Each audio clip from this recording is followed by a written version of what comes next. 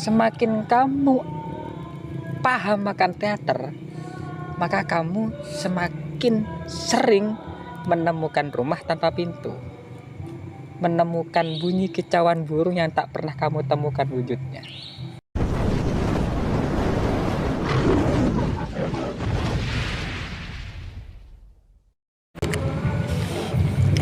Terus nggak kamu apa soalnya dia teater? Pengalaman lah ya. Pengalaman. Kan gini kak, awalnya masuk teater bukan atas kita saya ngopi pas kepergok sama Kak Udin, Kak Adong, ada kaget Kak Sera. Wopi. Bukan Kak Wopi. Oh, siapa? Kak Opet. Tahun yang sih bisa main gitar. Wapi. Bukan Kak Wopi satunya. Celeng orangnya. Enggak. Anak kaget saya bisa gitaran. Saya sering ngumpul. Itu kan Wapi. Kak Wopi. Ada lagi satu yang sering pakai celana pendek. Udah ada yang hitam ya. Kecuali Agak Abdi. Ganteng-ganteng semuanya. Iya, enggak benar. Opet gak tahu gitar. Bisa gitaran. Yang kayak gaul penampilannya itu. Roni. Kak Roni. Oh, Naraba itu. Naraba itu. Bukan Kak Roni. Kak Roni kan yang sering ketika ke Bangkalan itu yang gini rambutnya. Bukan Kak Roni siapa? Anak kaget tapi. Kak Opet yang mana sih? Kak Opet yang itu. Matanya agak picing. Iya Kak Opet. Ya itu. Ya berawal dari situ ke teater, akhirnya nggak mau sih awalnya. Sampai kontrakan diajak sama Lukman ikut teater. Kok nggak tahu lu. Akhirnya ya udah. Ayo kena kesini saya sama saya cuma sendiri gitu. Akhirnya pulang dari kosan ke rumah, mau balik langsung mampir ke sini. Mampir ke sanggar yang di depannya warung bisa. Mampir di sana. Langsung bayar saya daftar. Pas mau berangkat di hari H, bingung mau lanjut apa tidak. Ditelepon sama Kak Adong terus. Nggak mau lu. Akhirnya karena persediaan beras kan harus bawa beras 2 botol. Nggak ada beras. Akhirnya minta ke temen dikasih 3 kilo. Akhirnya nyampe di Cumiang itu nggak dikasih berasnya. Dijual. Dijual kan kamu ditaruh ke dalam bis kan, cuma Lukman nggak dimasukin dalam botol, ditaruh di plastik. Akhirnya cuman bawa 2 botol, itu kan awalnya kan kurang 2 botol. 2 botolnya itu yang diambil sama betnya, yang ada di plastik itu nggak diambil. Akhirnya dijual. Berarti secara persyaratan untuk masuk ke teater Pangestu kamu masih belum mencukupi ya. Iya. Tapi karena Pangestu berbesar hati akhirnya ayolah ada ya. Ya kebanyakan juga yang saya heran loh. Kok teman-teman banyak yang enggak bayar ya? Kok cuma saya yang bayar gitu. Pas ditanya di forum, loh, ini gimana sih? Terus apa sih kuliah kamu nanti? Ya pertama ya pengalaman, yang kedua sih saya senang di budayanya, ketika ada kajian-kajian budaya saya senang di situ. Ngana apa? Derma ya kok saya bahasakan ini. Banyak anak kesenian yang di saat ditanyakan, kamu dapat apa di teater? 1 pengalaman, pasti. 2 mental, itu pasti. Cuman kan gini, hal yang kayak gitu kamu bisa mendapatkan kayak gitu bukan hanya di teater, ya kan? Iya. Pengalaman sama mental itu kamu bisa dapatkan bukan hanya di teater gitu loh. Banyak hal, banyak ormek, banyak ormawa yang bisa kamu dapatkan dengan 2 hal itu, pengalaman sama mental, ya kan? Coba lebih spesifik, kamu di teater tuh dapat apa? Karena kan di teater tuh kan ada musik, ada keaktoran, ada drama, ada seni rupa, ada banyak dah kan, intinya multi talent. Coba lebih ke spesifik, apa yang memang kamu rasakan sejauh ini? Berapa tahun kamu di teater? 1,5 tahun. Ya kan, 1 tahun itu udah durasi waktu yang sangat begitu lama. Terus apa yang kamu dapatkan yang memang itu ngena banget kepada rasanya kamu apa? Iya, yang pertama ya ilmu kehidupan yang memang real, yang memang itu ada di lapangan, di mana gimana ya, memang ya tampil seadanya lah. Tidak identik, ya memang mental iya saya akui, cuman yang tidak saya dapatkan di luar itu mengkaji sesuatu yang memang itu tidak semuanya orang tahu. Oh iya, betul betul. Tidak semuanya orang tahu. Yang pertama ya ilmu kehidupan itu menuntut kita untuk peka terhadap nasib seseorang. Ketika kita misalkan sekarang posisi gembira, posisi sedih beda. Kita tuntut karakternya seorang seperti apa. Itu tidak ada seni kehidupan di luar teater. Dan banyak Tapi ya jadi ya Hasbul ini bisa dikatakan pendiam, bisa dikatakan enggak ya. Kalau udah pemikirannya kritis lala. Prodi apa kamu? Prodi apa? pendidikan fisika. Tuntas Berarti sendiri. tukang meneliti ya. Kalau biasanya mentah dari sana tuh diem, tapi emang kadungnya caca bu, lala. Masa Menurut Enggak ini itu. Enggak seperti apa yang dibicarakan sama kamu. Makan kok kalau teori menggelas bul kok dibiar masang kok orang gitu kan. Kalau secara teori menurut siapa kelas bela tenang enggak, kok tak tahu menurut teori pusing anak. iya sih. Makan kelas bul ayo deh buat naskah banyak deh masalah teori nah kok yang mau konsep pertunjukannya. Kemarin apa ya? Nyaman. Coba lagu Benoska. Bin Sabin itu yang tidak dapat terrealisasi. Tetangga. Akhirnya mandek gue tidak dilanjutin itu. Coba Sudah adaptasi di buku apa? Carok, kenapa? 3 kata di buku. Carok apa ya? Akhirnya nemu kata Bin Sabin. Nah, ternyata tradisi di Madura. Oh, berarti lebih ke Maduranya berarti naskah itu. Iya, tapi dia di bahasa Indonesia kan. Ternyata Bin Sabin itu kalau setahu saya itu cuman tertentu untuk suatu tanaman lah, rumput, dan itu tidak boleh diambil. Nah, ternyata di desanya Kak Udin itu berbeda. Bin Sabin itu semacam orang memberikan kue khusus yang memang di sana itu sebagai pertanda bahwasanya dia sudah memesan anaknya yang perempuan itu. Bukan tunangan tapi ya sebelum tunangan Bin Sabin itu. Oh, Akhirnya anu. loh kok beda istilah ya. Ternyata di fisika ada kayak pelajaran pas awal-awal pesantren dan budaya Madura beda lagi, bukan Bin Sabin lagi. Tatante. Berarti di Madura ini ragam bahasanya tapi maksudnya sama. Loh, nggak itu asinnya kan. Neng Jawa itu ada. Meneng Jawa itu sesajen. Sesajen. Dulu pas saya SD ya. Saya SD kadang pas tepan saya sake karena cengok lagi neng orang ilmu. Terus biasanya Aji menyediakan nasi, kopi, Ya. terus apalah ya kan makan orang dulu. Saya sabek neng kamar, kadang beri lilin. Keyakinannya malah embanah datang adu aki gitu. Neng Jawa itu beda kayak gitu. Cuman sekarang udah ada kayak gitu. Kalau di rumah Bin Sabin itu bukan kayak semacam mau menceritakan enggak. Saman engkau engkau lebur ke si cewek gitu kan. Nah, itu. Nah, tidak mau tunangan enggak, cuman dia itu dikasih tante kayak rumput itu kan mulai beri tante tak lera lah kan, enggak boleh diambil kan. Sama kayak gitu. Dengan pertanda anggaplah sama orang tua gitu kan, sama pihak main di rumahnya dikasih roti 500-an satu, tantenya itu udah berarti dia itu milik saya gitu. Udah kayak gitu kalau Bin Sabin tanpa cincin enggak. Oh, berarti lek bahasane wong Jawa naleni dalam ya nyabe oca. Oh iya. Iya, sama ada yang bilang tante, ada yang bilang nyabe oca, ada yang bilang Bin Sabin.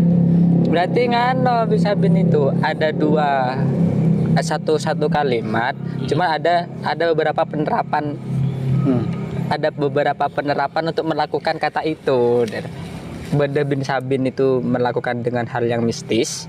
Bada bin Sabin itu dengan Ritual. konteks mau meminta dan mau meminang anak orang. Kalau setahu saya kalau di daerah saya bin Sabin ini apa ya? Yang tadi itu memiliki kekuatan yang mistis misalkan. Spiritual. Nah, diyakini mempunyai kekuatan spiritual sama masyarakat. Jika misalkan anggaplah ditaruh di padang rumput, di gurun misalkan. Kalau rumputnya itu diambil, nah seorang itu akan menerima ada suatu hal yang kena pada dirinya misalkan kakinya tidak bisa jalan, kakinya kena apa gitu. Nah, itu yang diyakini oleh masyarakat. Ya biasanya sabun perapatan ya. Perapatan biasanya. Perapatan jalan itu ya. Iya, anggaplah satu tanah ya. Di situ tidak ada yang penghuninya, anggaplah tanah jatuh. Nah, ketika ada bin sabinnya itu tidak boleh diambil karena biasanya itu anggapan masyarakat itu mempunyai kekuatan yang sangat mistis. Terus apa yang mau kamu sampaikan dalam bin sabin itu di saat kamu membuat naskah? Apa ya? Bahwasanya tidak selamanya apa ya? Bin sabin itu mempunyai kekuatan mistis menurutnya. Karena terkadang kalau saya tahu bin sabin ini tidak apa ya, bukan sembarang meletakkannya. Misalkan ketika bin sabin itu tergeletar itu pakai plastik, itu imbasnya beda. Ketika pakai rumput itu beda juga. Ketika pakai pohon kelapa itu beda imbasnya. Biasanya seperti itu. Nah, kalau yang sekarang diterapkan masyarakat kola nyabe gitu. Ya tanpa tidak harus perinci. Iya. Kola nyabe itu sudah tanda padahal loh.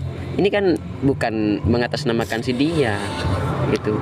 Kalau dulu itu sebelumnya mencapai ada ritual khusus. Setahu saya misalkan tak minta ke seorang kiai atau tokoh masyarakat dan itu ada beberapa bacaannya. Biasanya seorang petani, enggak lah kalau di rumah itu petani biasanya masih keliling di sekitar sawahnya. Misalnya penangkal hama gitu dulunya agar apa ya, menghindari suatu hal yang mengganggu terhadap entah itu dari manusia entah itu dari hama gitu. Nah, dan ternyata desanya Kak Udin beda lagi, itu terjadi pada cewek atau wanita. Iya, meminang. Loh ini kok bisa berbeda gitu. Padahal iya sih suatu hal yang menunjukkan bahwasanya itu adalah sebuah hal kepemilikan. Tapi efeknya kan berbeda kalau apa ya?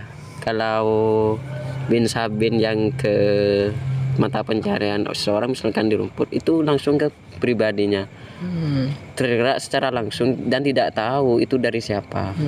Dan yang kedua, dan orang itu akan sadar ketika sudah kena imbas misalkan saya tidak bisa jalan, oh apa yang saya lakukan sebelum ini itu kan. Nah kalau orang apa ya, si wanita itu diganggu itu efeknya juga beda. Efeknya itu dari segi sosial dengan masyarakat, entah itu dikucili, entah itu apa, itu kan berbeda imbasnya.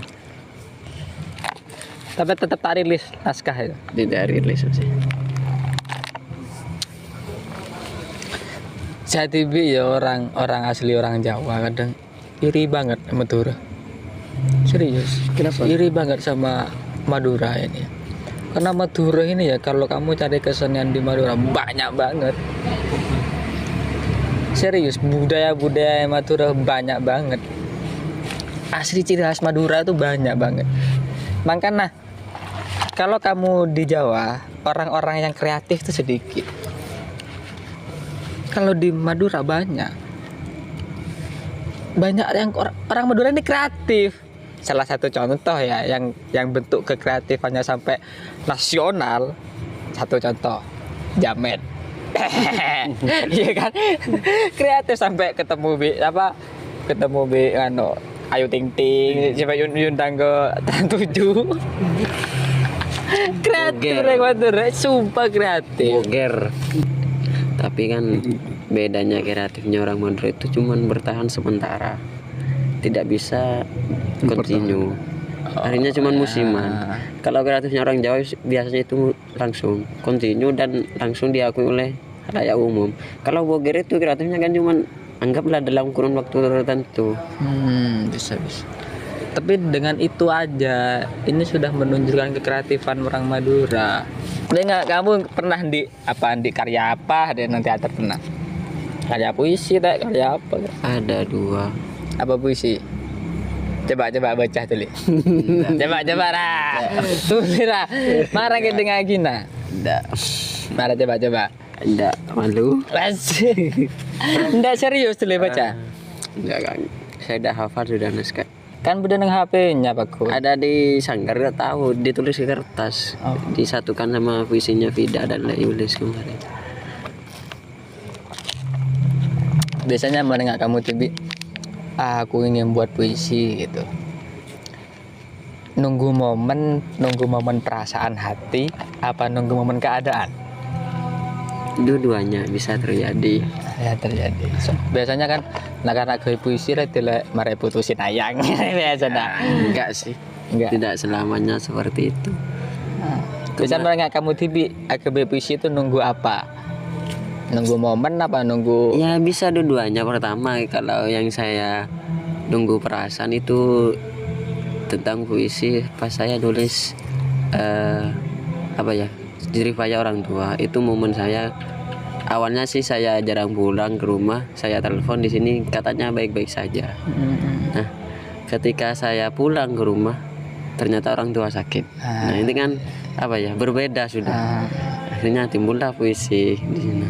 Yang kedua yang peristiwa itu pas saya ada PKL ke Jogja.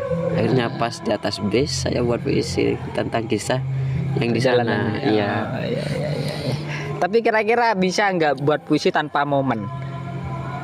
Perasaan hati ya biasa-biasa saja, lingkungan biasa saja, bisa nggak? Sulit kalau saya pribadi. Entah kalau emas ini bisa. Larat sih, emang biasanya nggak tergantung momen. Maka saya bilang telah nang dek kelakuan ngapa itu nyaman. Salala WA sepe, kan? Tengok story nak kana tele sengka, scroll lagi itu tak tahu saya scroll lah akhirnya. Refleks ke masa lalu, pengalaman hidup. Oh iya sekolah pada jauh nampak hal yang puisi. Kadang nggak gitu, kadang makanya saya. Kalau di puisi itu jarang-jarang sih. Tapi kalau sudah sumpah gak ada kerjaan, kalau gak tidur baca buku, kalau gak baca buku ya gurau sama teman-teman yang ada di sekitar gitu. Tapi salah satu anak teater banget itu si pendiam lu curang jadi nih yo. Jarang ngetelak jarang ngetelak gelo hahaha jarang paling pendiam ya. Iya kan, jarang bergaul boleh kan. Oh gue nih bos siapa sebenarnya? Nggak tahu sih. Pertama bukannya saya pendiam. Terkadang pertama saya malu untuk nyapa duluan, entah dari faktor apa. Baru ada momen yang saya di saat itu butuh loh. Apakah saya cuman punya kontaknya dia hanya karena butuh kayak Mas ini tadi. Saya minta kontak kan Mas kan ini kan belum saya punya kontaknya. Meskipun kenal lama saya tidak punya kontaknya. Ini yang guru kenal sudah punya karena saya butuh tadi. Bukan datang. Kadang saya sempat berpikiran sih loh. Apakah saya cuman punya kontak teman karena memang butuh atau gimana ini? Terkadang memang ada satu momen yang menyebabkan saya saling kenalan. Biasanya itu sama-sama wajah-wajah asing. Kalau orang yang saya lihat, saya cuma tahu wajahnya, tapi tidak tahu namanya. Itu saya sudah tahu orangnya seperti itu. Tapi ada momen peristiwa yang harus saya punya kontaknya kadang. Soalnya gini ya, kalau kontak itu kebanyakan dari teman-teman cuman penonton story setia. Siap. Percuma lah gak ada timbal balik bagi saya pribadi. Terus ini memang saya orangnya, memang saya cuek. Pertama ya nggak tahu karena apa, memang dari sifat bawaan saya. Karena semenjak SMA saya memang orangnya paling cuek sekelas, kecuali sama teman-teman yang memang sering berkumpul sama saya. Kalau orang-orang baru saya sulit untuk beradaptasi misalnya. Iya. Beda kalau teman saya Yusuf itu langsung, kalau Yusuf langsung peka dia. Yusuf saya itu sutradara Bahadur. itu jadi. Iya. Oh. Kalau dia cepat peka orangnya, Yusuf mudah beradaptasi dengan siapapun. sutradara Riberin itu kan. Nggak tahu awal mula dari pendiamnya saya dari mana gitu. Dan kebanyakan meskipun punya HP jarang lihat HP gitu. Kadang HP kadang ditinggal, nggak tahu ditinggal di mana.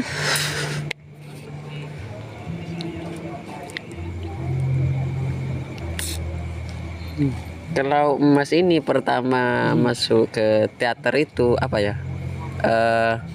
Dari siapa atau memang keinginan sendiri atas dasar apa, dan yang diperoleh juga apa gitu? Universitas Madura ini adalah salah satu kampus yang basicnya pesantren, Iya. ya kan? Al-Hira juga sama, basicnya pesantren. Salah satu UKM yang penampilannya huru-hara pasti teater, Iya. ya kan? Penampilan huru-hara dengan keadaan kampus yang basicnya pesantren kontradiktif, ya kan? Pesantren itu pasti terkenalnya orang pesantren itu penampilannya bagus, ya kan? Iya. Nggak bolong-bolong gitu kan. Nah, saya punya pola pikir Al-Herod ini adalah salah satu kampus yang basisnya pesantren. Tapi kenapa kok ada unit kegiatan mahasiswa yang mana orang-orangnya gitaran, pakai celana bolong-bolong? Pas waktu ospek, saya ini ada UKM apa? Matar gitaran, malong bulong katanya. Basicnya pesantren gitu kan. Hanya dengan seiringnya waktu berjalan sampai semester 1 semester 2 rencana mau masuk ternyata udah telat. Diklat sama eksplorasinya udah selesai. Hanya saya masuk semester 3. Semester 3 masuk di teater. Satu hal yang pernah saya ingat, ada perkataan sesepuh di kaget. Lek orang si badan teater orang-orang pilihan. Bukan karena tuntutan. Enggak. Saya masuk ke teater emang ini mencari hal-hal yang memang asik saja dilihat oleh mata. Oke, sebagai maba ya, maba datang kuliah moro-moro bedana karena along-bolong atar gitaran. Kan? Padahal basicnya pesantren. Akhirnya kan penasaran. Ada UKM apa? Ada kegiatan apa? Ada orang-orang apa?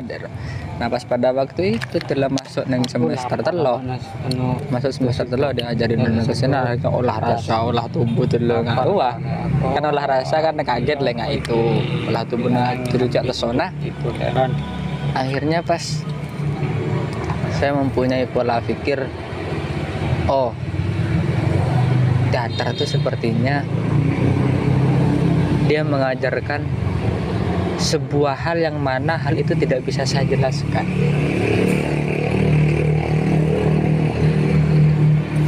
Kayak gitu. Intinya Berarti abstrak. bukan abstrak. Kayak gini loh.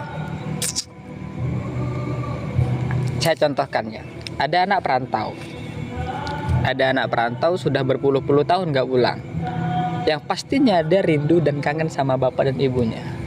Ya kan? Iya. Di saat sudah ketemu sama bapak dan ibu, si anak ini mau ngapain? Pastinya bahagia. Dan apakah kebahagiaan itu bisa dinarasikan oleh kalimat? Nggak bisa. Teater kayak gitu. Makanya saya sering mengatakan kepada teman-teman, semakin kamu paham akan teater, maka kamu semakin sering menemukan rumah tanpa pintu, menemukan bunyi kicauan burung yang tak pernah kamu temukan wujudnya. Pasti itu dah. Tak percaya aja lah ya. Semakin kamu mendalami dunia teater, semakin kamu tekuni dunia teater, maka kamu akan sering menemukan rumah tanpa pintu, menemukan bunyi kicauan burung yang tak pernah kau temukan wujudnya. Iya sih.